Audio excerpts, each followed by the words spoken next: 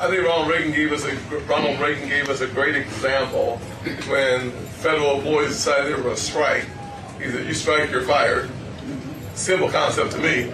To the extent that we could use that once again, absolutely. Looks like Tim Scott is searching for anything to grab onto in hopes of boosting his polling numbers in the Republican battle for the nomination. And since they've convinced voters that they should be fighting against their own interests, he's decided to attack workers striking against multimillionaire CEOs of the auto industry. But from the look on these folks' faces, it wasn't sticking. Tim Scott's making it pretty obvious who he's siding with. The folks making nearly $30 million a year while they complain about exorbitant demands from UAW workers. You've seen a 34% pay increase in your salary. You make almost $30 million. Why should your workers not get the same type of pay increases that you're getting leading the company? Well, if you look at compensation, my compensation, 92% of it is based on performance of the company. I think one of the strong aspects of the way our compensation for our represented employees is designed is not only are we putting a 20% increase on the table, we have profit sharing. So when the company does well, everyone does well. But if you're getting a 34% pay increase over 4 years and you're offering 20% to employees right now, do you think that's fair?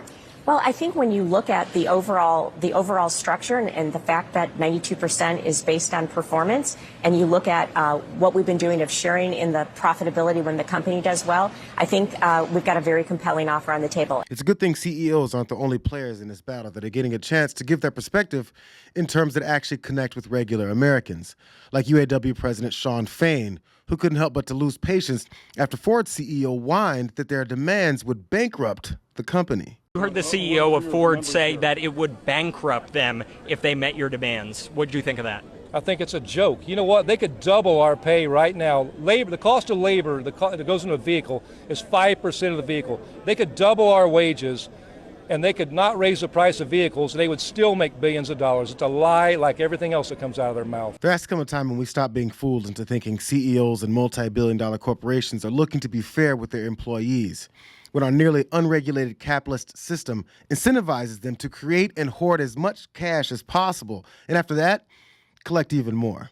People bow down and respect billionaires to their own detriment because we've been trained to believe that they're the key to anyone else's hope to simply living comfortably and reap the benefits of what they build. It's baffling that anyone besides the people that are exploiting workers would take offense to Representative Summer Lee's thoughts. I rise today on behalf of the United Auto Workers, powering the Big Three and all workers on the front lines for the fight for a future with fair pay, dignity, and the right to benefit from the profits of their hard work currently being hoarded by corporate CEOs. In 2022, Ford's CEO raked in $21 million, Chrysler's made $24 million, and GM's made $29 million. Right now, the maximum pay for Big Three UAW workers is $66,000. You can't even see the line because that's how little they're paid in comparison to their corporate bosses.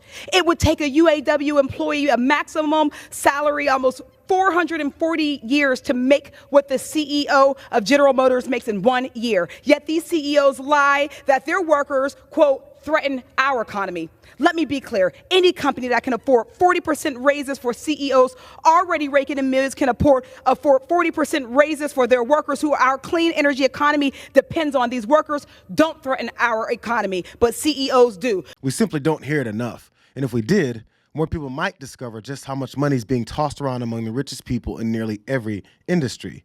We have to finally ignore the accusations of destroying the economy if we demand fairness and realize that established fighters like Bernie Sanders were right all along because facts just simply don't lie. The outcome I want to see is that the UAW workers get the kind of contract they deserve. You know, the corporate media hasn't covered this very well, but the reality is over the last 20 years, real wages for automobile workers has gone down by 30% when you account for inflation. So what the workers are saying is at a time when the CEOs of Ford, he makes $21 million. The guy who's head of Stellantis, he makes $25 million a year. Woman who's head of General Motors, $29 million. Their salaries have gone up by 40% over the last 4 years. They have billions of dollars for dividends and stock buybacks. And what the workers are saying is, hey, we made you those profits. We gave you those salaries. Pay attention to our needs. We don't want to see a situation where workers at the low end make it all of $17 an hour.